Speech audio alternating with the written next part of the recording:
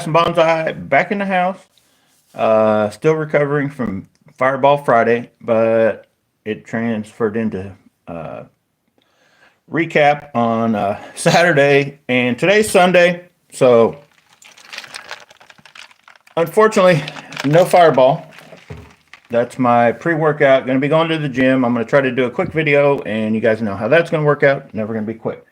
So I know you're looking at reels right now. Still haven't finished organizing and getting that. I still got a few coming, and I'll figure out which, if I want to change up any of the lineup on which rod and reel combos or as I put them together. But I've talked about that in other videos. Today, what I wanted to talk about on this Sunday morning, almost afternoon, are soft plastics, because I'm coming into the dilemma of I've got my boxes with soft plastic stuff. If you guys remember right, I guess I could recap, but the Z-Man elastic stuff I have in an igloo, kind of a backpack cooler type thing, and the main soft plastics that are Z-Man I have in there, but it's literally like overloaded already. And I still have plastic bags with Z-Man baits that I've still kind of been working on trying to utilize those mainly for trailers. And if you guys remember, new to me, these baits, the Gremlins, I'm going to try to use those and see how I like them this year. But and even though I only bought like 4 or 5 packs, I still got to squeeze them in somewhere to get them out when I'm fishing. And I'm still not done with, if you guys remember right, just because of the fact we had the crazy luck on the colors. Where are they at? Well, a couple things. We caught like a gigantic bass on a baby brush hog. I don't remember the exact color. I don't remember if I even said it in the video, but I started having luck with this type of color, that a green pumpkin, purple, and gold in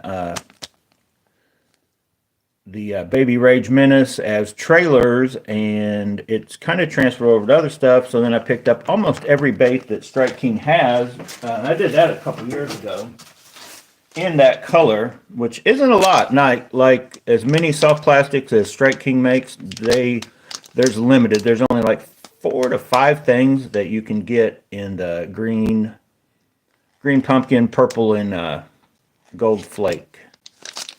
So I still got to get these back into the mix somewhere. So I wanted to talk about kind of how you guys, I was wondering how you guys also, take your soft plastics along for the ride, how you organize them, that kind of stuff. Comment below. Like I mentioned, I've tried to go, I do have other ones just stuffed here and there along the bags. But all my Z-Man stuff, I try to just keep in that igloo thing because I can have it out with me. The heat of the day, the hottest days, 95 degrees, this stuff won't melt as long as it's in there and out of the sun. It doesn't get hot enough because this stuff is horrible about, summertime, out fishing, even just in your tackle box. If that sun hits it in any kind of way, well, as you feel like you're melting, this stuff will melt. Your average soft plastics won't. They're still not the greatest idea to have, them setting out in the sun for prolonged times. But if you guys remember right, fishing with Matt, he has a pretty good setup with just those. They're just like a big, sturdy, almost like just a gigantic Ziploc type bag that you can just throw a lot of soft plastics, and you can't see everything that's in there, but you can kind of make out what's in that one. So you could have one for like worms, have one for craws, have different stuff like that, and it's easy to see. The problem with that is you still got to like lug that to your boat and have it set in somewhere. And you can't really have anything Z-Man in there because it will not make it in the summertime. So I'm still also working on trying to, I guess, like some of these Z-Man baits. I've yet to find anything I really like that Z-Man makes other than just putting the zinkerz on the back of the chatterbait after it's a little worn in. anything in elastic material. So I've tried the razor sheds, and I tried cutting them different ways, and I've tried the diesel minnows. I just find nothing works as good as a baby rage tail, honestly, just for getting bit and letting the bait work, but it has action and all that kind of stuff.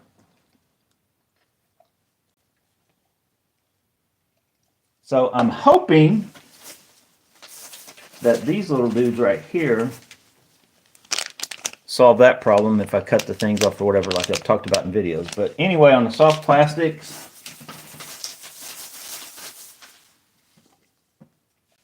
you guys also let me know. Is that all the soft plastics I had out? Oh no, I got two. I've got like, I don't know how many of these plastic bags just scattered around with all kinds of soft plastic. But where did I get them? Well, I'm not gonna get them out, but I've got one bag also just with, because I do still like the Reaction Innovation Sweet Beaver, the other one with the kicking legs on it. I can't remember the name of it off the top of my head right now. But that one's a good one, and I definitely like the Riot baits, the little fuzzy. You can kind of use that one on the finesse little kind of like Texas rig, or you can also use it on the back. That's what I like on the back of the half-ounce like chatterbaits. But this is still my favorite thing to put on half-ounce or whatever is that baby Rage Menace. And then you can also do like a Rage Menace, or especially if you're like throwing a big blade or a bigger, heavier, you may be better, just to get a bigger profile depending on what you're fishing. But overall, day in and day out, I've got a bunch of these baby Rage Menace for that purpose. They just give it a kick, but yet it still lets that chatterbait jump around. It's the best thing for the, the regular 3/8 half-ounce, whether it be a jackhammer, Z-Man Original, Exos, Thunder Crickets, all that. It's the best thing I've found. It just 3 to 5 fish, maybe somewhere in there, and you're definitely, it could be one fish, but 3 to 5 fish is probably the max it's got in its life expectancy. And when you're spending, I don't know how much are those things. I don't even remember. I'm gonna grab a pack. So $6 for 9 of them. So, it's not that bad. It's green pumpkin, purple, and gold. That is my favorite soft plastic of all time so far. That was just in that one roughly year and something of using it. That color has been on fire for me. It may be totally dead. I'll get out there and fishing, and we'll see what. I don't know what it is, but there typically is a color that just, for that given time, and it may be just because you're fishing the same waters and you hit it hard for like a whole, season, 2 seasons, 3 seasons, and it's like, man, they will not hit June bug. Like, June bug color sucks. Well, if you've typically fished the same areas, same types of water, same times and all that, a lot of times you just got to change it up. It could be total bait. It could just be as simple as changing up to a color that is totally not what they're used to getting. And it could just be the fact that everybody and their brother's throwing June bug or any, whatever kind of scenario. So I had a couple other questions to you guys. Because like I said, I've been more or less out of the loop for like a whole year. I just kind of stopped, did some GUN videos and was kind of that, but like fishing stuff, I put it up and I just got out and away for a while. Every once in a while we need to take a break.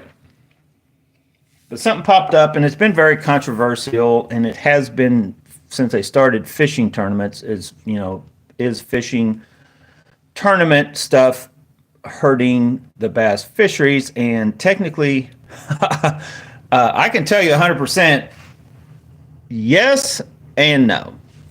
Right? I know you're like, Charlie, become a politician. No.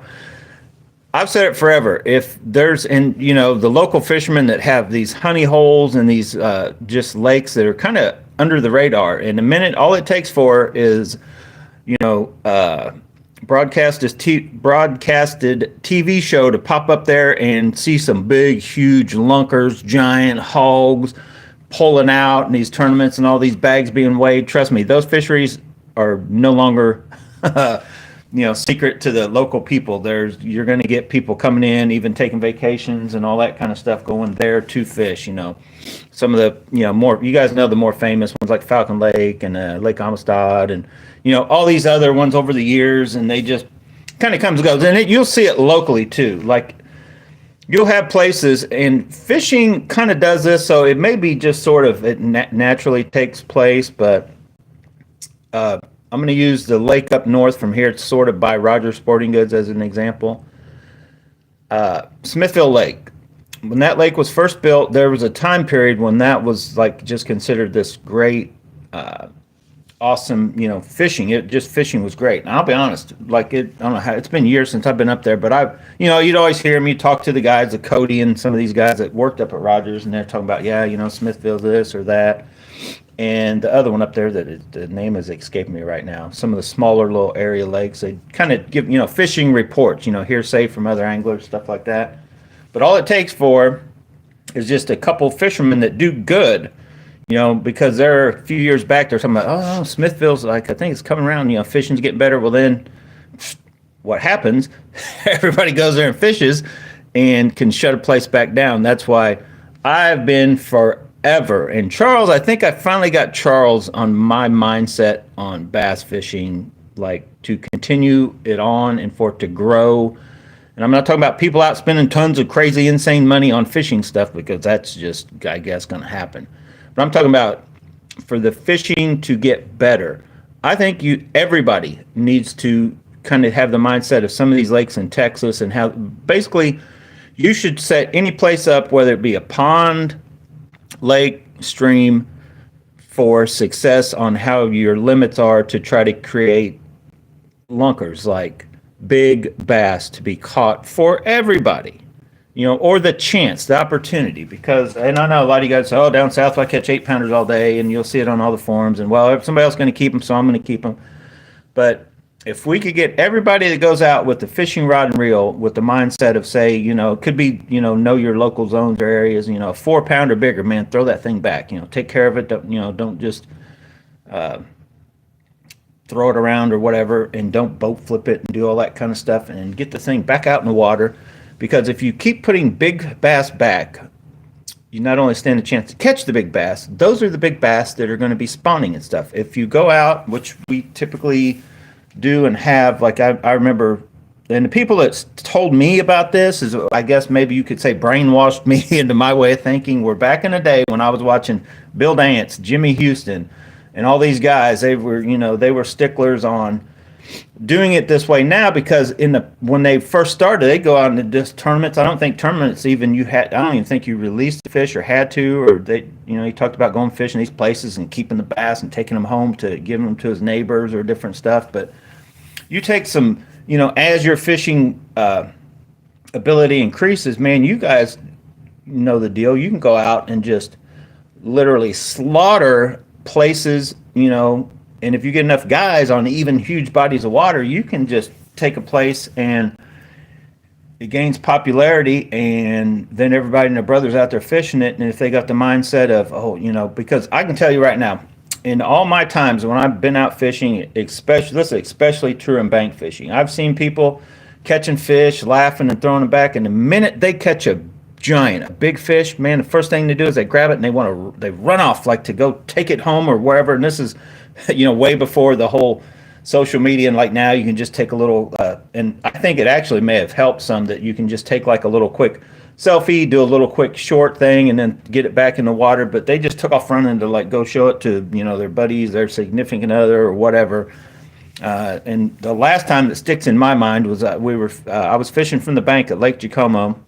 And as I'm going down to fish, there's a guy coming running up the hill. I don't know how long he'd been there or whatever, but he had a giant. He had I'd say 6 to 8 pounds, which for here, Lake Jacomo, that's a giant. That's a big bass. And then he just takes off. He's headed up there with it. Now, regardless what he planned or what he had planned, there's no way he was going to make that fish return it back to be alive. So, and in my opinion, it's just the way my mindset has always been: get the big ones back. If you do, first of all, if you're going fishing to catch fish to eat, if you're fishing for bass, honestly, I feel you're fishing for the wrong species. Now, what I've done and what I recommend is go crappie fishing and bass fishing. And if you want to keep some of the, whatever just above the legal limit bass to go along with your crappie, I like that idea. And especially if you go to a place and all you're catching, this is usually not for lakes, and some people even tell you, those farmers and stuff that have these ponds and some of these bigger pits or bigger ponds, almost considered lakes, they'll even say, like, yeah, keep all the little ones out, because you can get to a point where fish kind of stunt themselves. And when there's so many, like pound and a half, like they just stay that size, it seems like, for longer periods, years on end, it seems like. So there's, a time and a place. But I feel once you're going to public areas, it's just my opinion that if everybody had this mindset, and I know that as you get down in skill levels on bass fishing, and people that don't go as much and don't get the chance to catch as many bass, they're going to keep, and they have that every right. The minute you buy that fishing license, that's giving you the license to go out, more or less just like a hunting license, to get food for your table, which I understand all that. And if you want to go that route, I'm not going to like I have no problem with anybody wanting to do that. Go hunting here, as long as you're doing it legally. I've seen in the news, Milliken fishing or whatever, they're still like, he may go to jail. Like, he didn't know, he forgot that he didn't have a fishing license or whatever. And honestly, if it just all depends, and we don't know. He claims that, he fishes enough different states and has enough different ones, but you would think that I think he lives now in Texas, that's home state. He would know when and where that, like me right now, I know I don't have a fishing license. I haven't bought one in however long. But even knowing that, I think here in Missouri, every January, no matter if you bought it 4 months, or they may have changed that now, but it used to be yearly. So January 1st, you needed a fishing license, and they're still dirt cheap. I think they're still $12.50. I honestly wish they would raise the fishing license price and really put the money to work, but you never know if they would do that, because I feel Kansas definitely, and I think typically, I don't know, you guys can comment, Kansas anyway, on the close areas to fish from the Kansas City area, it probably has way better fisheries, but I think they charge like 35 to 45 bucks or whatever.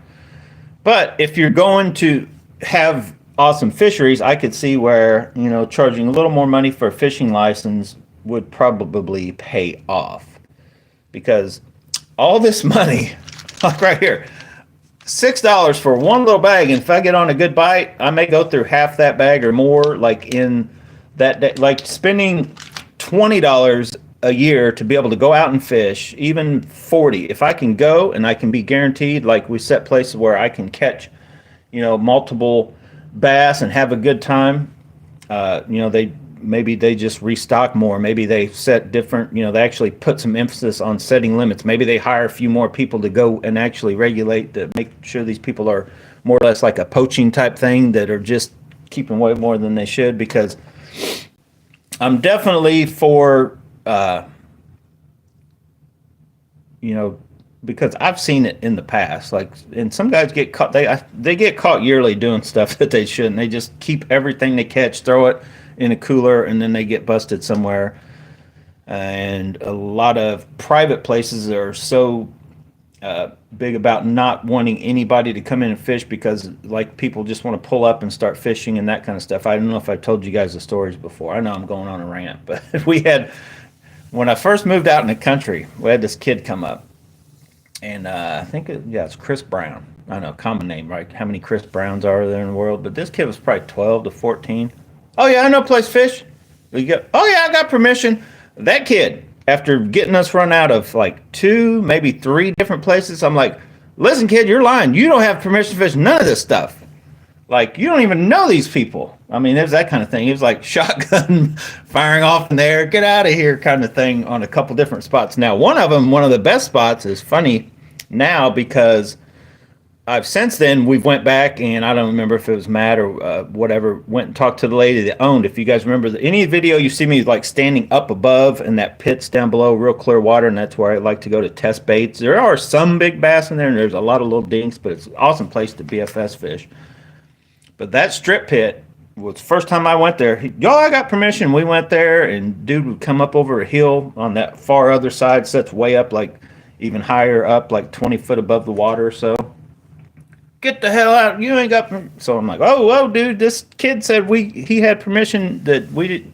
The owner didn't care if we fished it. No, I own this sunbeam. Back and forth. I'm like, I'm out of here. Trust me. So then, it's several years later, because that was an awesome place to fish. And there's another one. We called it on S Road. That place was awesome. I don't even know how to get to the house though to ask somebody permission, but I'm pretty sure we didn't have permission to fish that one either.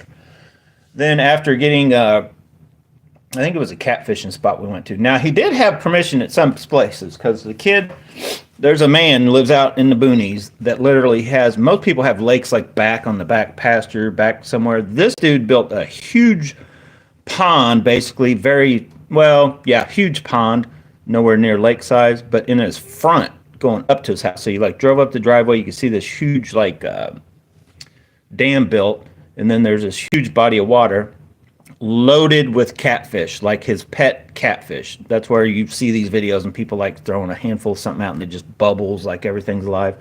That kind of deal. And he got us permission to fish that. You could go out. It's the only place I've seen. I could literally go out with a buzz bait. And we were catching catfish. This is before I did any YouTube videos. I think it possibly was before YouTube was even around. And you could catch catfish on buzz baits, literally anything that hit the water they would bite at because they were just so tame. But the guy, let us fish it. And he even told us, he's like, don't hurt it, throw them back. Just you can fish it for fun, because the average person's like that. I think they weren't really technically his pets, but he kind of kept them there, fed them, and then he would, he loved to eat catfish, so he would catch, it was simple to do, just go out and catch him a few whenever he felt like eating catfish, had a little bit of money kind of thing. So, yeah.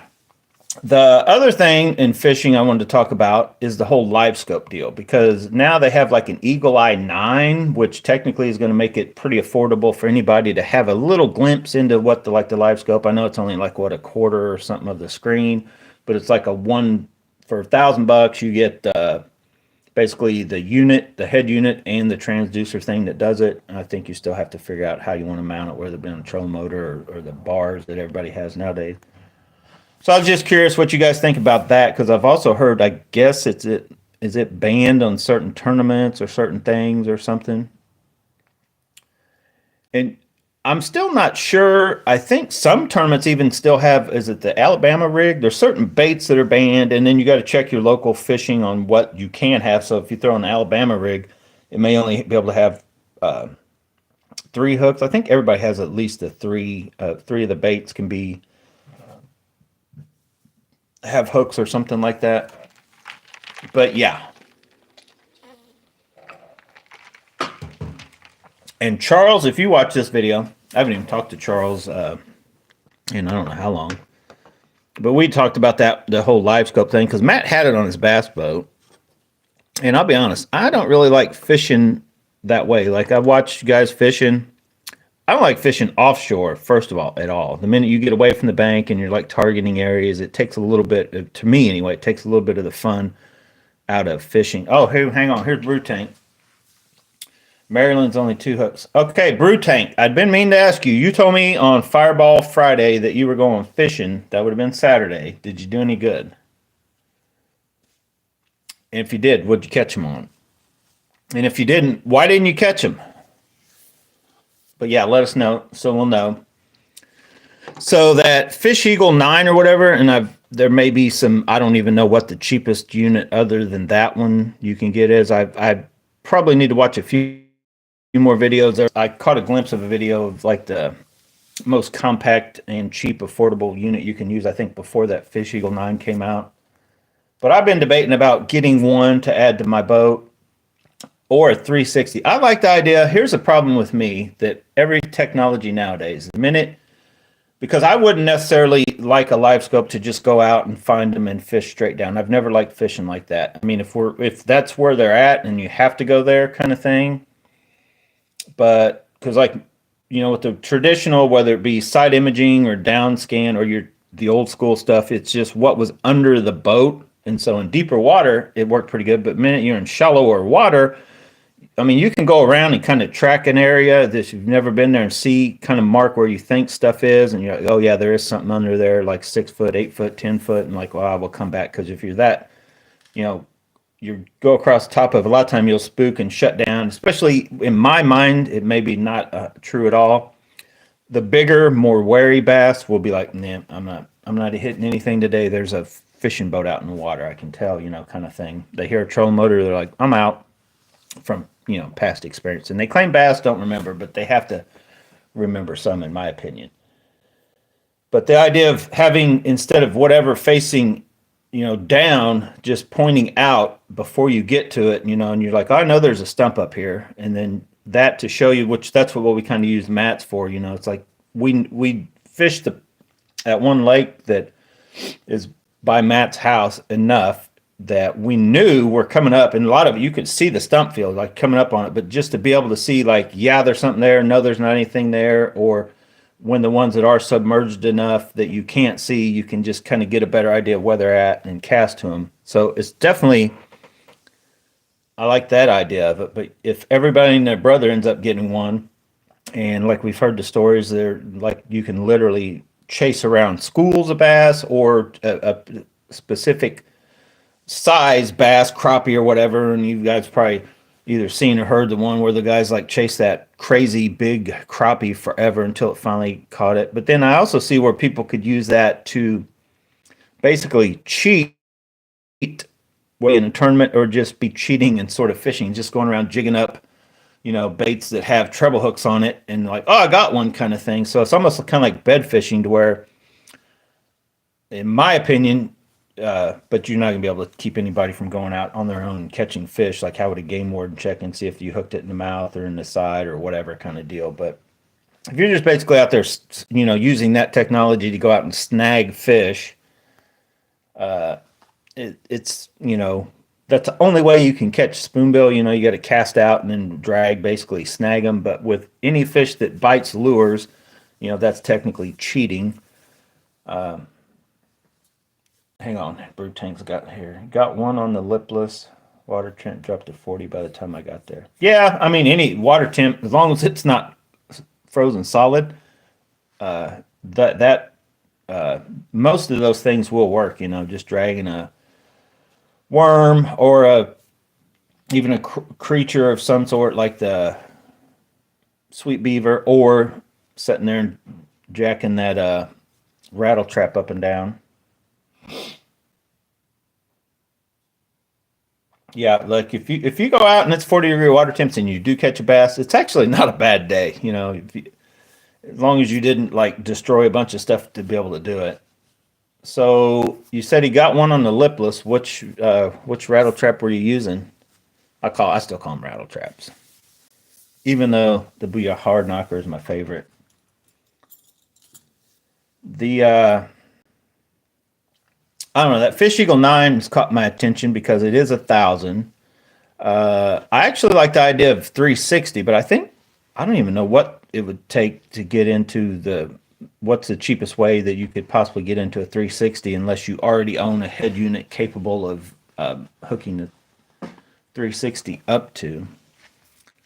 But it's just crazy how, like, if you watch a lot of the people that can afford it, or the tournament guys that have like downscan, the whole GPS mapping system, the 360, and then whether it be the live scope or whatever the names are for them, they got like all this stuff on there. It's like, my God, it's like, holy cow, the whole front of the boat is like this huge, all these different gadgets going different ways. It's like, man, do we really need all that to go out and catch these bass? I just think it's kind of funny compared to, like, if you guys have ever watched some of the inaugural BASS tournament thing when they first went on them squared off looking boats, old Bill Dance, and I don't know, I guess who Ray Scott, Bill Dance, was Rick Clunn in that first bunch. Jimmy Hughes. I think a lot of guys are still technically out fishing. Some of them that were in that first little wave of people. Half ounce red eye shad crawl color. You'd have caught two if you'd had a Booyah Hard Knocker in Toledo Gold 3/4 ounce or LV 500 in a craw color. They are. I've got 4 different rattle traps. I think I'm going to go ahead and get on Tackle Warehouse. They've got a new color in the. I want to say, is it? I can't remember if it's a 2-tap or they're just a regular red eye shad, but 3/4 ounce. It's a new craw color, Delta Craw. I can't remember the name of it, but I'm going to get that one. Rattle trap themselves. Bill Lewis has a new shape, like it's not the traditional. Is it called the hammer? I can't remember, but they've got that in a oyster color. I think I'm going to get one of those just to try it. What else? I think there's 4 total. Oh, there's the red eye, the LV 500 in the Pro Bone Blue is in stock. I need to hurry and get that, and that'll probably go out of stock because the Pro Bone Blue color is about like the Elegy Bone, and that's just typically a pretty good color to have in something. So I've got a couple LV 500s. I think I'll get one more. I hate spending $15 for a rattle trap bait when I know that the Booyah Hard Knockers and those 6 cents, the Quakes, will catch bass with those, and they're like $7.99 baits. So, but for double the money for the times they have uses. Marcus, it took your message back. A lot of times you guys got this crazy. YouTube's not like X, and Facebook is supposedly starting to get like that, but they're leery about what they let you put on. I know YouTube has never really allowed you to share a link on any of my stuff. I can usually put a link to something, but if somebody else tries to, it will not let you. I guess because they don't want anybody else coming on your channel pushing anything. Could be spam or whatever. So that's the reason for that, which I understand that. But you got to watch sometimes what you try to put on.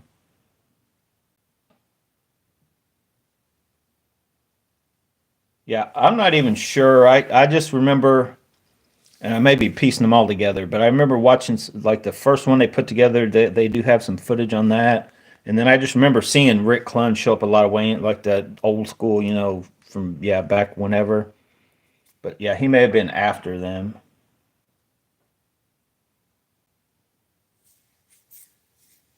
Oh, Brew Tank says he ordered some hard knockers, didn't have any. Yeah, I'm telling you right now, and there may be some others, but a Booyah hard knocker, which are basically the old Excaliburs. I don't care what anybody says. If you don't want to spend a lot of money for tracking down Excaliburs off the internet or begging your buddies or whatever, Booyah hard knockers are right there. Trust me, they look identical. You hold them up together. I've talked about it in several videos, and I always get people commenting. And in forums I've talked about it, and I always get people telling me I'm crazy. But take a Excalibur and a Booyah hard knocker and put them together and rattle them and all that. That's as close as you can get. It's more or less, and I heard years back, I heard somebody say that he had heard that Booyah bought the patent or the rights to that. Now, anytime you could try to, just China does it all the time, you try to make the exact same bait in a different plant or with a different person, and it's going to be different. You could take the same stuff and try to bring it back out, and if you can't find a certain blend of that plastic rubber material, it may not come out exactly the same as that one. But I'm telling you right now, the Booyah hard knocker is as close to an Excalibur rattle trap as you're going to get. But the Quake 70s are pretty good. I like the 6 cents out of all. I've tried several of theirs. I like that one. And then an LV 500 for that jerking up and down. I would almost have to say that it was working better than the Quake or the Booyah hard knocker in 3/4, and you want the bigger one. So the LV 500 is a 3/4 ounce, or 5, whatever it is. It's the bigger one basically, but it's not as big of a size, and it technically sinks down faster. Now you could try. I'm not saying I don't know if it would work or not. You could take whether it be the 3/4 or a 1/2 ounce and add just a little more weight to it. So when you pull it up, it'll go even faster. But there's something about that. And it's usually on the fall, like the pulling up, I think gets their attention. And if they see it, if they come in right and they watch it fall, there's something about the speed it falls kind of has something to do with it. It's hard to explain, but if you get out there and catch one like it on it, typically you can, once you kind of figure out that, you can go catch several, and I think there's 3 to 5 videos from a couple years. Like we did it 2 winters ago, and then the winter before that. And I heard about it through Tactical Bass, and when they were talking about doing it, because I've tried the same thing with. I just cannot get into the blade baits. I just don't get into that. But when they start talking about doing it with rattle traps, I'm like, well, I'll try it.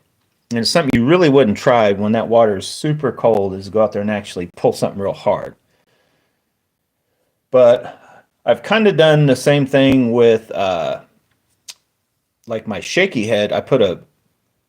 Actually put you could put a Cinco on it or something like that, but I throw it down and I will do it like in summertime. And I probably ought to try it in winter too, but I think just like how good a jerk bait works, what I call horizontal, you can go vertical with soft plastic like the zinkerz or a Cinco, Texas style, or with like a shaky head at the head. And the way it just, you'd have to do one in the water and watch how it kind of works basically like a soft jerk bait. You could probably do the same thing with the soft jerk bait too.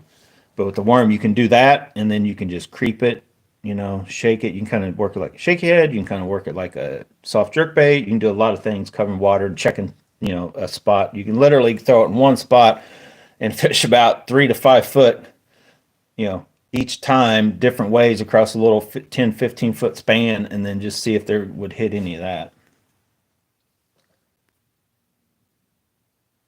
Dun, dun, dun. Yeah, technically, you guys could quote me. Don't quote me. You could correct me if I'm wrong. Here in the United States, it is illegal to snag anything other than spoonbill when snagging season is going, and you got to buy like a tag kind of thing. You got to buy a thing and I think you're only allowed, I believe, one at a time. I forget. I've never went. Everybody, my family, all my cousins, everybody always talks about it. The thought of going down there and casting something across this river, and I've gone down and watched them a couple times, casting across this small river or whatever. You got these huge honking weights, big rods and reels. You're going to catch a big fish if you get one. Like you'll cast out and you'll drag it across. Now, Charles, I think pays like this guide buddy of his, and he goes out and does it on a boat, basically. But I think that's the only way legally, technically, you're allowed to snag any sort of fish, if I'm not mistaken.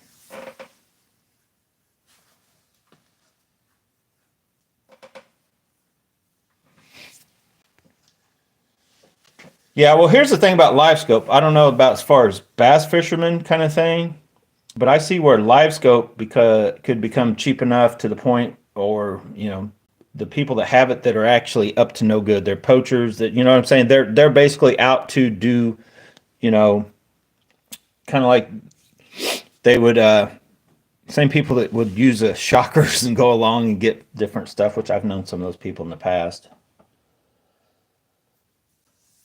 But yeah, the whole catching gigantic fish, that's why I think, isn't it Texas that you have to have one a certain size, real giant, to bring one fish in to like show, and then they try to take care of it to get it back. But then you have to, that's where the whole point of like weighing stuff. And then I think, which is good now, you guys know me, I'm not a kayak, I'm not saying I don't like people that fish out of kayaks, but I am not a fan of kayaks.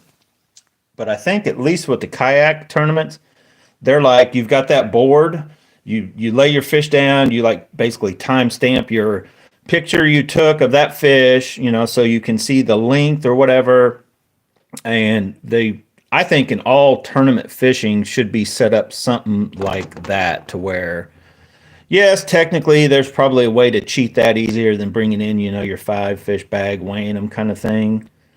But I mean, technically, if you've got a big enough thing that you grab it from wherever and you lay it on your lap and you set your fish on it and it tells you the length, and you can, I would think you would also want to tell you the girth or whatever. So you'd have to have it set in a certain way, and maybe even, I don't know how to do that, but to get the fish back in the water could only help. And then a lot of people will swear by this, though. They're like, oh no, you can't hurt bass fishery. Like there, it's just so broad and so wide. You know, you go to one of these big lakes and, you know, but man, there are tournaments, not just the big ones you watch on TV. I'm going to use Lake Jacomo for an example. When I started looking into it and was going to join one of the tournaments, Lake Jacomo is not a big lake. Some of these big lakes even have a ton of fishermen, and they definitely have a lot of tournaments. Like you've probably seen some of the times when there'll be like 2 or 3 kind of major fishing tournaments on the same weekend or the very next or the next, or, you know, they're fishing some college thing. And so fishing is grown, which is, I guess, a good thing. But the downside is, in my opinion, as the fishing and the technology to go catch them increases, what we should be doing to protect those fisheries, or just create a lot more to, so the people that go and fish can feel spread out and like, oh my God, I'm not fishing behind 3 other guys or cutting here and there. And you guys know what I'm talking about. If you go to any of these kind of more popular lakes, it's like, my God, between the jet skiers and the bass fishermen and all the chaos going on, it can get to the point like, I need to find a different place to fish, even if the fishing's sort of decent. It just can all be a lot.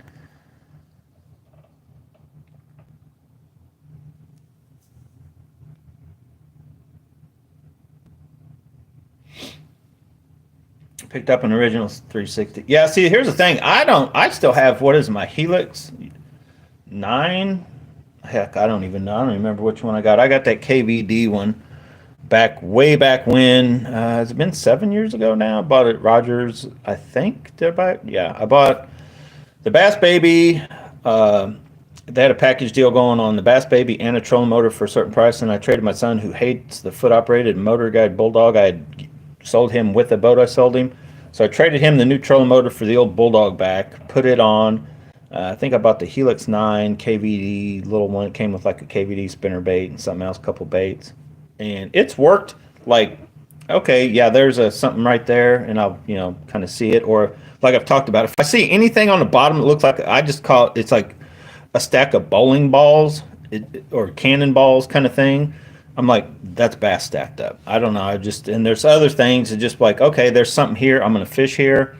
And that's kind of all I really use mine for. Mainly I turn it on. I want to know roughly what the water temp is, kind of and kind of just the angle, because it's got side, what angle, and once I fish the place long enough, you kind of already know that in your head.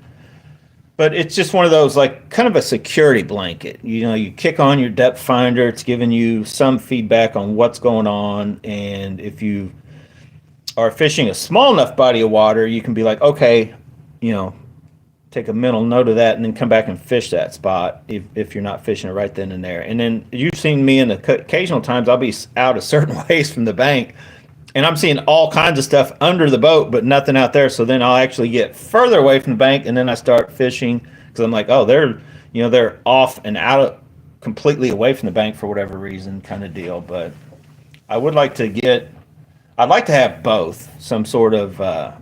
The 360 though kind of makes sense to me because it gives you the whole, 360-degree view, and it's the front view is what I would really, as I'm coming up and fishing, and be like, oh, there's a stump right there that I never even saw. And oh, there's a little dot beside it. Let me throw right there and just, see if I can get something right there, kind of thing. But I like the idea of even keeping moving though, even with using a live scope or 360 or whatever. And then if you spot a bunch of something, then maybe sit there. But I don't know. I think what's happening now with a lot of the live scope, and especially with them guys, they're doing the old, we're kind of basically, you're turning bass fishing into crappie fishing.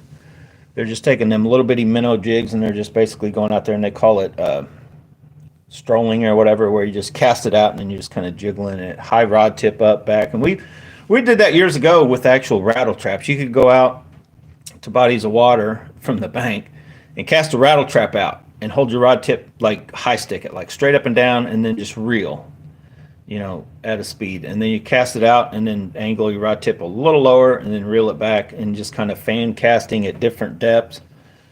But once you've seen and you got something showing you the school of fish and you're just following it around, I don't know. It's kind of like you could go out and you'd come across a school of crappie, and a lot of times you could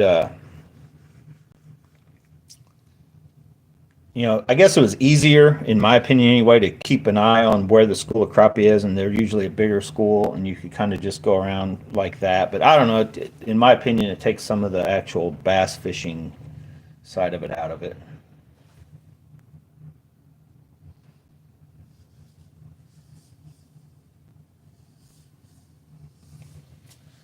Helix 7 Mega down imaging, I guess that's what that means, use forever. 2D chirp. Yeah, see, I've just always been a fan of, I set mine up to where I've got the side imaging, the down scan, and the regular. Because sometimes, and I still don't know why, maybe it's just because my unit, something will show up on the regular sonar before it will on the down imaging, and then other times it's reverse. You'll see like a make out of a little stick or something, and then it doesn't even show up on the other one, and then I usually have side imaging over here. Well, you guys probably see my videos where I just like to have all three, and then I'm watching the side imaging, not so much as just every once in a while I have it set to 50 to 70 foot out. If there's just something kind of usually out deeper, I'm not really, I can kind of see what's, in the shallower area.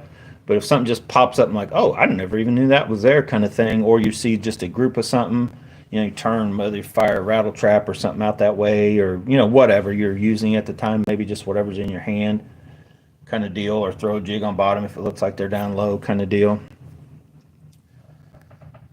But forever, as soon as I saw that 360 come out, I don't even know how many years it's been out now, I'm like, man, I need to get one of those. And I looked at the price, I'm like, man, I don't need one of those. I can catch fish. I don't need that. So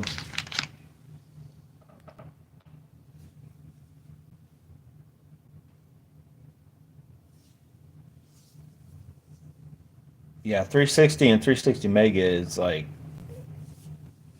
side imaging all the way around the boat, right?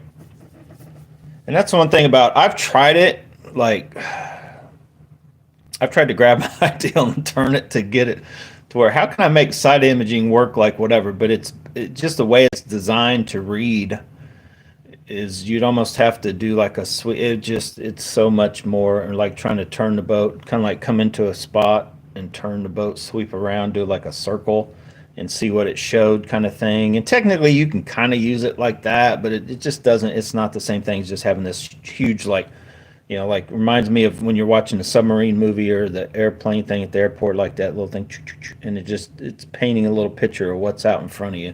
So you technically couldn't be going very fast, but as long as you're just, fishing, casting, fishing, looking, and just watching what it's giving you, it's what as it's coming up kind of thing. Anyway, I don't know for sure if I'm gonna even mess with any of that. I'd probably need a new trolling motor before I need anything else, but tracking one down, I would love to just be able to go to a Bass Pro Shops or Rogers Sporting Goods and walk up and go, give me that Bulldog 40, 45, 50, 55, whatever. I think they made two. They made a bigger version and a smaller, and they roughly the same size. One may have been several inches taller, but not by a lot, and just like 10 or 15 pound thrust more. For smaller boats, clamp them on the transom mount and have a foot operated trolling motor. Why they went away, I guess because of the whole, everybody that's got a kayak now, or they got the ones that mount up on the, front on a flat thing. And technically I could get something like that and rig something, but I've also, part of me, I can't justify spending the money is to getting one that actually does have spot lock, GPS capable to where it does have a spot lock, or anchor mode to where it'll stay right there. I do like that idea. That idea sounds very, very good. Even if it holds the boat just in that general area, on certain days when you're like, you want to stop in that area and you want to fish it, or you just want to fish it, better than you can with the wind blowing, because a lot of times you're just, especially smaller boats, you're at the mercy of the wind on how fast you can fish something, even though you're trying to, you can kind of turn and face the wind and go against the wind, and casting's harder. It's definitely harder on your like everything, or you can kind of try to just let the wind take you down, but then that always ends up where I try to use the trolling motor to just kind of bump it every once in a while and slow my roll down, so to speak, as I'm fishing a spot. But the idea of spot lock with I probably need to invest in the newer style batteries that hold up. I'm still got the old, just whatever these turbs are that are like $100 or 120 at Walmart, and they're both pretty much toast. They the one's only a couple years old, but the other one is like 4 or 5 years old, and I know they're probably done.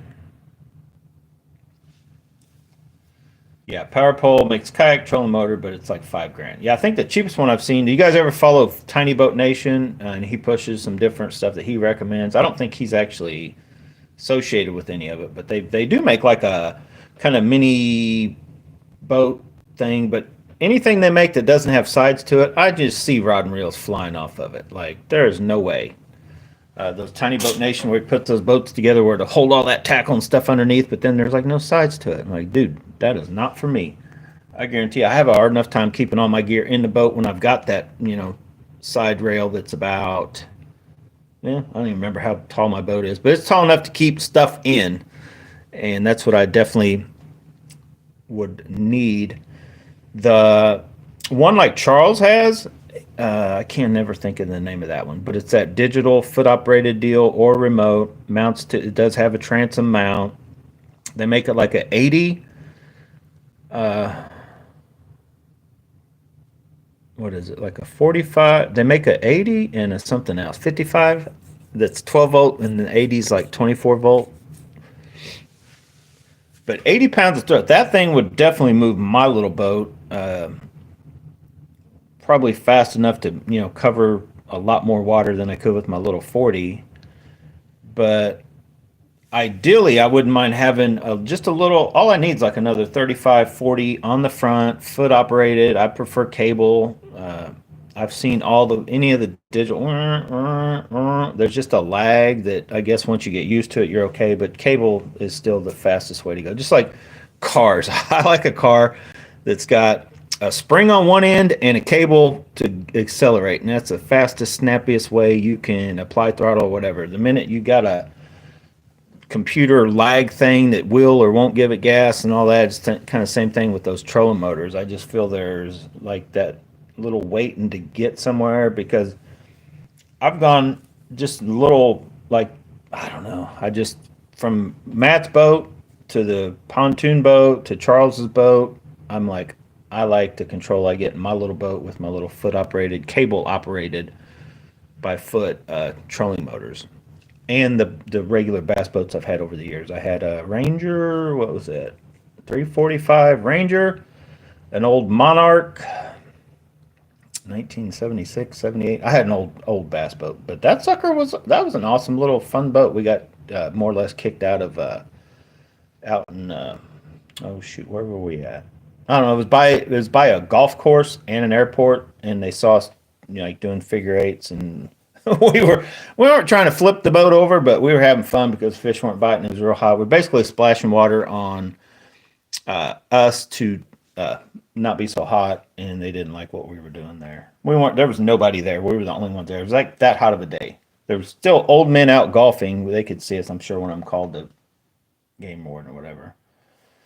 Of course, he'd waited. We like pulled up, get ready to leave, and then he's got to like check us and check the live well, which was dry because we had not even kicked it on to try to keep anything alive or whatever. So yeah, I like the idea of maybe trying to track down a trolling motor. You can still get the foot operated with the cable trolling motor, rig that on the front, and then maybe buy something for the back to help push. But also, I like the idea if one of those would be like the GPS style, to where, or with some kind of lock, so I could just hit a button like while I'm going, and that thing would kick in electric motor and activate and just kind of hold the boat roughly where it's at, whether I'm wanting to, I'm not wanting to lose my spot, I'm wanting to retie, or I'm just wanting to fish there for a little longer. Then I just shut it back off and then let me keep going down the way or whatever. But that's in the future, and I need more money because I'm spending too much on all these other fishing gear, like Steez that's coming. I'm hoping it shows up tomorrow or the next day, I hope. So I'm anxious to just get it out, get it, I won't be able to fish it right away, but I'm gonna get it on the rods, check it, make sure if I want to. That's what I want to put on this. I'll probably put it on the blade, the Destroyer P5. See what I think of it. And that's about all I got on that stuff. I watched pawn shops, picked up like new motor guide, cable, foot pedal unit on the cheap. Yeah, I kind of did that with GUNS's, and I think around here in the Kansas City area, they're, first of all, they either have what the pawn shops end up with, they think is worth gold prices, or they've been picked clean kind of thing. So like you said, I don't have the want really to just keep, I guess, scouring pawn shops, but I probably would be worth a call just to look up local pawn shops and call them and ask them, like, do you have any foot operated trolling motors? It's gone now, but man, years ago, I can't remember, where was that at? It was on Minnesota Avenue in Kansas City area, if you guys are familiar with that. There's still, I believe, Minnesota Bait and Tackle. I haven't been there in years, but last time I was there, it was still up and running. But down the road from it, I cannot remember the name of it. There was a pawn shop, huge one. They had this wall of used firearms. Okay, first of all, that I just remember I went in there and there were so many. It was like a regular, what you see at a big retail store, but these were all people that, brought them in, either a pawn, traded in for something else, because this guy was kind of like a, I don't think he had anything new, but he had like very newish stuff and old stuff. It was kind of like an antique store, pawn shop, just a bunch of stuff. But that place was always cool just to go in and look at. And then Minnesota Bait and Tackle is where we'd always stop off. And at the time, there was no Bass Pro Shops. There was 40 Woods Bait and Tackle was going by Blue Springs Lake and Lake Jacomo. You had 40 Woods. You had Minnesota Bait and Tackle over on the Kansas side. Oh, I think Rogers was a thing, but I don't remember how many years ago. Rogers had their stuff up north in a warehouse. They had the most of anybody around here. Like Rogers was packed. It wasn't a huge warehouse, but it was big enough and packed with fishing stuff. There was a local one here, not Lake City. Oh shoot, there's one right off of 24 Highway before you get to 291. I can't think of the name of it though. We knew those guys, like my uncle and them knew them, and they're pretty cool dudes. Inner City, I think it was called Inner City Bait and Tackle. The building's still there, but I don't think they kind of had reopened it, been several years ago, but that was a cool place. I'm trying to think of any others. But now, I think the fly shop may still be up above Bass Pro Shop on a 40 Highway. There's a Rainbow Fly place. Matt, a guy named, not my cousin Matt, but Matt something or another, he had it run off. He's still going. That was an awesome place for fly fishing stuff, and they do fly tying classes and all that. And they do that in Bass Pro too. But now there's still the Cabela's, and there's two Bass Pros, one on the Kansas side, one on Missouri. I think Minnesota's still there. Rogers, of course, up north. 40 Woods, they're still going, but 40 Woods is not what it used to be. And I'm not trying to knock 40 Woods. They still do kind of like the live bait and the stuff. At one time, they were selling GUNs out of there. They do have like a guy that just has some antique vintage reels and old lures and stuff there. But at one time there was can't remember that dude's name. There was a dude in the back that worked on reels. He actually would repair rods too. JD, that's him. JD would in the back of 40 Woods Bait and Tackle had a little repair shop back there, so you could take any of your bait casters, spinning rods, and he'd look at, order stuff, and he had a section. 40 Woods used to have used rods, reels. Then they had, like I mentioned, they had some firearms. I think firearms may have came after JD was there, but anyway, that used to be an awesome place just to go in. And they used to be, well, they still do keep like what's kind of working for those lakes right in that area, because they'll hear what people are telling them, or people coming by something. Yeah, they're hitting that. So they've just still been able to keep like the basic stuff in and what people are using. Shane says that after 2025 fishing season, there will be some great deals on electronics. Yeah, wouldn't doubt that. There probably will be. That's like one good thing about all this people out spending this crazy amount of money. Some of the stuff does get like cheaper and whatever. And I was watching somebody that I don't know if it's a Chinese knockoff or I was watching somewhere where a guy had this cheap unit that was basically like a live sonar thing, live scope, live sonar, or something that was from somewhere other than one of these U.S. manufacturer deals. But I don't know. I'm still up in the air. $1,000 is still technically a lot of money, and it's like you get a little chunk of something. But like to just kind of have it set to where as you're going down a bank and to see what's out ahead of you, because like you may know there's a little brush pile out here, but if you're not real keen on exactly where it was, or you hadn't been there in a couple of years, like I know there's some brush, or there was, or maybe it's moved in a storm or something. That kind of thing would be awesome. So anyway, I guess just over an hour. I guess I need to get out of here. I probably need to finish what I was doing with all these baits, but and you guys comment if you know of any baits that are green pumpkin color, or any baits that not green pumpkin, but green pumpkin with purple and gold flake, or any color that also has the purple and gold flake in it of soft plastics that you use. Because there's really, in the hard candy, just what I had found wasn't getting hit as much as this. But like I mentioned, I'm going to try out, and I tried them last year, but I'm going to keep trying some of the other baits. I may try to rig these rage craws on the back of my big, I know a craw on a bluegill color, but it's going to work, trust me. And I'd even picked up some of the, where are they at? Somewhere. I don't know what I did with them. Oh, I think that's the Z-Mans. What did I do with those? The Z-Man, oh, here they are. That ain't the one. Is it? No, here it is.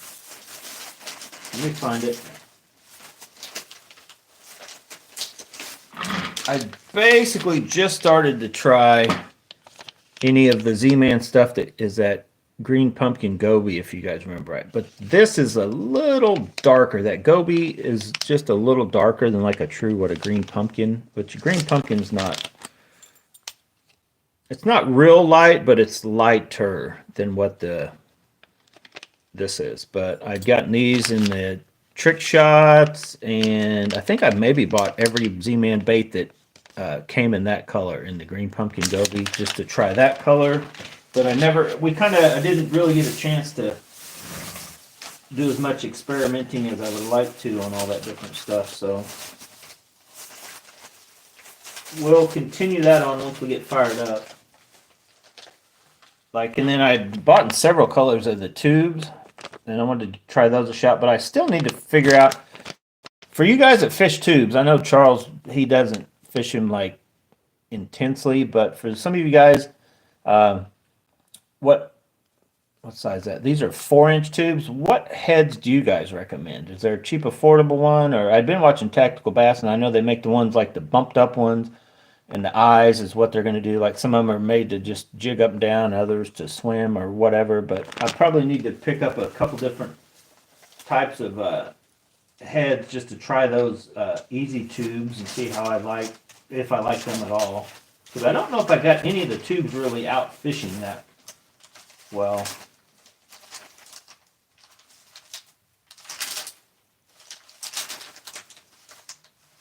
So yeah, I'm going to end this video. Thanks for watching, guys. Oh, wait a minute. Shane says he has Mike's custom rods and tackle shop that's great for service and repairs. Yeah, man, old JD, he helped me out. This is before, and I don't know why I didn't tear into it, but like when I first started fishing with like bait casters, first of all, I sucked at it, and I didn't want to try to tear apart when something went wrong, or I felt something was wrong or whatever.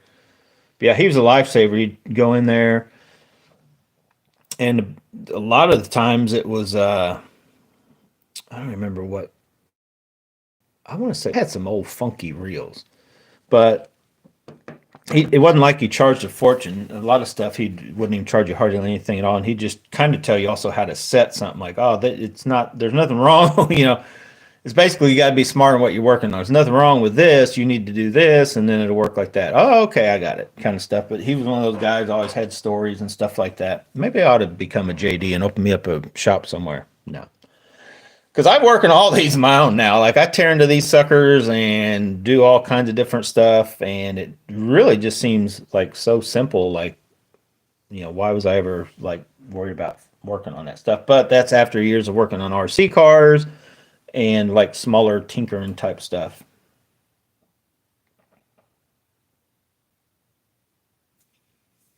Shane says he's at the Ferris Brothers dealer show this week, so I got a good feel of the market slowing down.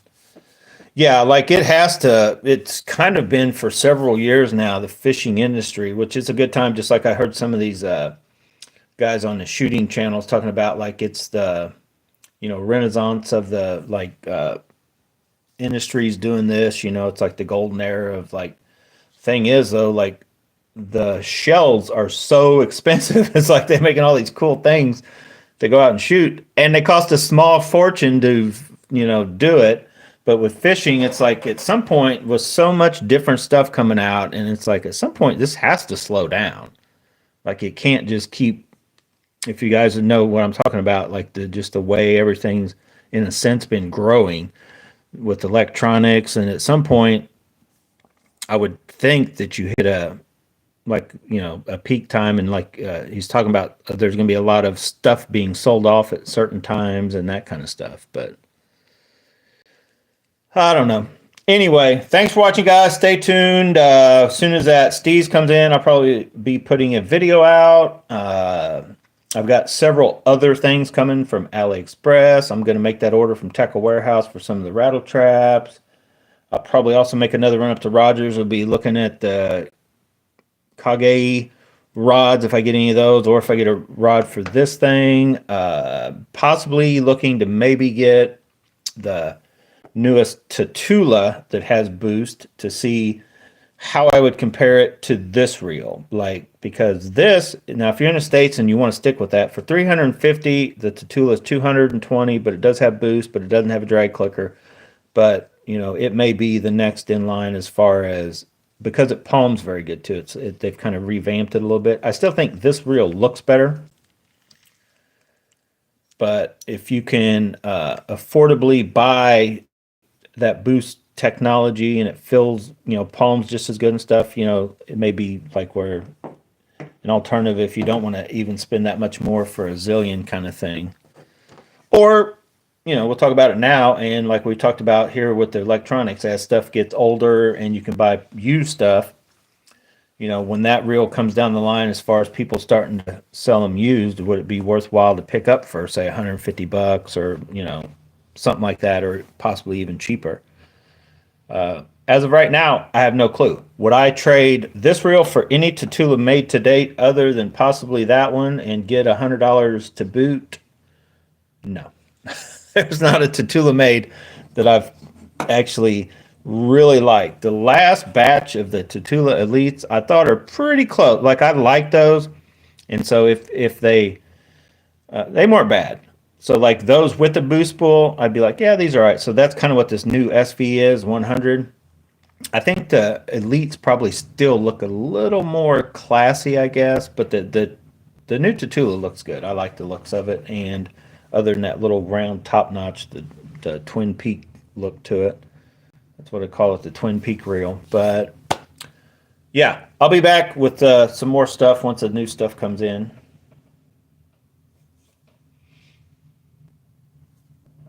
Oh, you're saying you were at the dealer show and there's companies that are downsizing, letting staff go?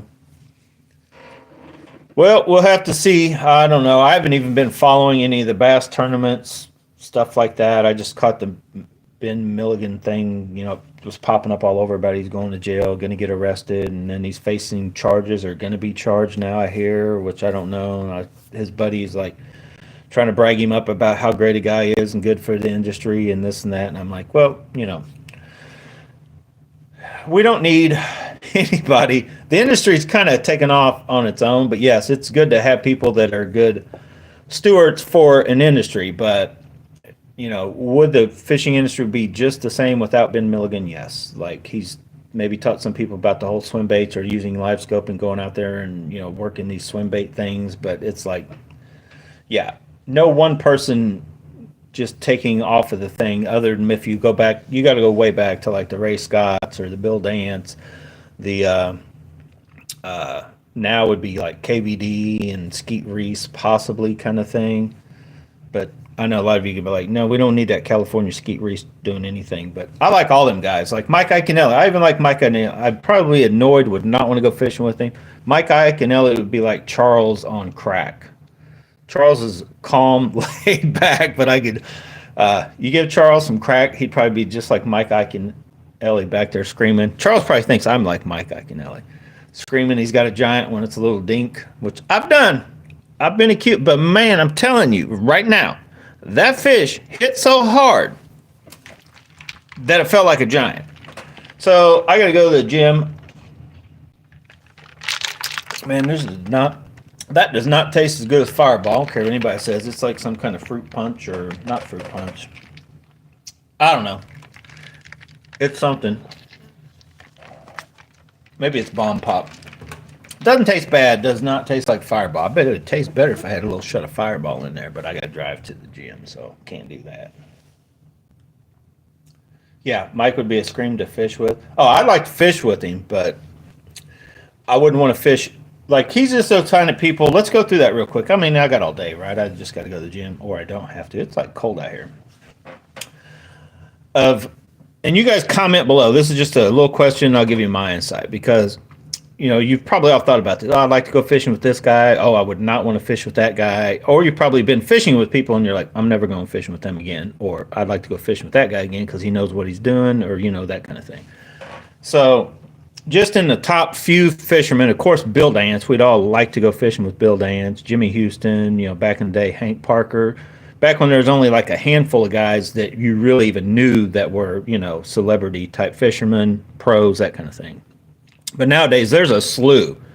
They're, just like I mentioned, Ben Milliken, all of the Guggen guys. Out of the Guggen dudes, Justin, what they call him, Lake Fork guy, that guy, I would like to fish with him. He definitely knows how to fish. I could not really, there's maybe one other one, but I really wouldn't want to fish with none of those guys. But the guy that I think I would definitely like to fish with, but would probably be, I would not want to have as my regular fishing buddy, would probably be Mike Iaconelli. I don't know, you may be just, once you're around him a little while, you may be like, can't wait to go fishing with him again kind of thing. But I think he would get annoying. Justin Wheeler would probably get annoying. I would love to fish with him, but I think he would get annoying. Rick Clunn, probably the guy that could explain fishing and what he's doing to me while we're out on the water and probably teach me the most would probably be Rick Clunn. Like, because I feel you can just watch him out fishing and he'll tell you something and he explains it. So on the water with him would probably be more and maybe go into more detail. But I think I don't know how exciting fishing with Rick Clunn would be. He's kind of a laid back, but just learning something. But of course, Jimmy Houston.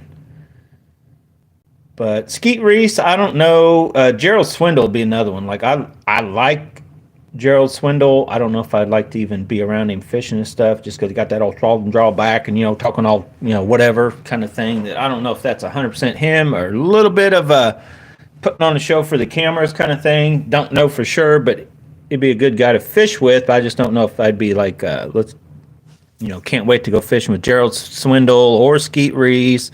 Of course, he's passed away now, but Aaron Martins, he would be, was a mega bass for a long time. Aaron Martins would be a good guy for finesse if you wanted to even learn more about or just see how slow he fishes. And I'll throw in I talk about him a lot, the tactical bassing guys. I'd love to go fishing with Matt Allen, but I don't know if I'd want to go fishing a lot with him. I see him as a boat hog, hogging the spots and all this and that. He'd probably exactly what I do to Charles, but he'd be a good guy to fish with. Most of them would be. The only one that just comes to mind, because he gets annoying sometimes watching, is Mike Iaconelli and how crazy he gets. But a lot of that, I think, is just put on when he's on camera. And a lot of it is he gets hyped up when he's in a tournament and he is winning. So, yeah. Anyway, I'm going to get out of here, but you guys comment below who you're fishing, like who you maybe grew up watching or who you'd like to fish with. And if anybody, not that you're dogging them, that's who you would not want to go fishing with because your personality, you definitely feel would clash with theirs kind of thing. Right? So anyway, thanks for watching. James Watson, never a dull moment. James Watson, that name sounds familiar. I don't know a lot of them, but I don't know. Yeah, we'll talk about that maybe another day about some of these the celebrities, the personalities of fishing and what it takes to be a fisherman. Because I just now thought also Denny Brower, who's the David Fritz, the deep diving dude. I cannot get that type of fishing down to where I think like what that dude. If you guys remember the Fritz, I watched several tournaments where that dude be out there and just like that, cranking them deeper run stuff in some of those tournaments. And what's his face too? I can't think of his name right now. He's one of the reasons why they probably made deeper divers, when he had that pole stuck down in the water. Just he's on a knee. You can't even see the fishing pole. You can see his hands just out of the water reeling that bait and was whacking them right and left. But he had to do that to get that crank down just a little deeper. Those kind of guys would all be good to fish with. Anyway, I got to go, guys. I got to go. Thanks for watching. Brew Tank, you keep talking, keep me going here. Met Roland Martin at Wawa, and he was kind of a dick. He's still my choice to fish with. Oh, yeah, I forgot about the Scott Martins and the Roland Martins. Yeah, I would like to take my Ford pickup truck fishing with Roland Martin and his Ranger skeet shooter. Roland Martin and are definitely characters. But I did meet, it was on one time, didn't have time to even really talk to him as a Bass Pro deal, but I believe I walked up and it was Roland Martin, Jimmy Houston, and Bill Dance sitting there talking to each other. And I just had a brief little, hey, I love watching you guys' shows, this and that. Yeah, hi, how's it going? They were fine, but it wasn't like I wasn't trying to get an autograph. I wasn't trying to, hey, can I talk to you guys? Because they were basically having a conversation with each other, so I didn't try to be too rude jumping in kind of thing. But that's one thing about you guys keep in mind, whether it be a famous movie star, fishing person, whatever, depending on, it could be the time of day you caught them and you're trying to have a thing, they could seem like, they could let you down. It could be like, that dude is a douchebag. Or it could be like, man, that's a nice guy I ever met. Now, some people are just like that 24/7. I can promise you this. That is not me. You catch me in the right mode, you're going to be like, that dude's an a-hole. And not all the time, but I have been there. It's like, so I try to keep that in mind because not this show. I've never have actually ran across a few people that recognize me from Bass and Bonsai, but mainly when I worked at an RC track. I was running races, and so like the younger kids would come in, and they kind of, if you're the race director and you're calling races and you race and you're pretty fast, you kind of become, they're looking up to you. They're like, what? So you have to watch it there. You do have to kind of like, you don't want to try to be a dick to a little kid. You know what I'm saying? You don't want to try to. They're because adults, kids, and everybody, and they say there's no stupid questions, but there's 100% stupid questions. But if it's a stupid question coming from a person that's not stupid, they're just uneducated about what they're talking about, it's technically not a stupid question. It may seem it to you, but you got to kind of take that. Just like fishing, you'll have 50 people ask you the same question that you already know, and you've already told 50 different people about it and that kind of thing. So that's all something you got to keep in mind when you're the guy going and meeting somebody, that you may come up to somebody and be like, oh, hey, I'm this or that, and you ask the same question that like 40 people in the last week have asked that person, that if they come across, you can't really take just a one-time little meeting somebody as like that's their personality and they're horrible, is all I'm saying. So yeah, I got to go. I will talk to you guys later. Thanks for watching. Get out, go Bass and Bonsai, and comment below on who it is that you want to go fishing with. Thanks. I'm out. I got to find the exit button.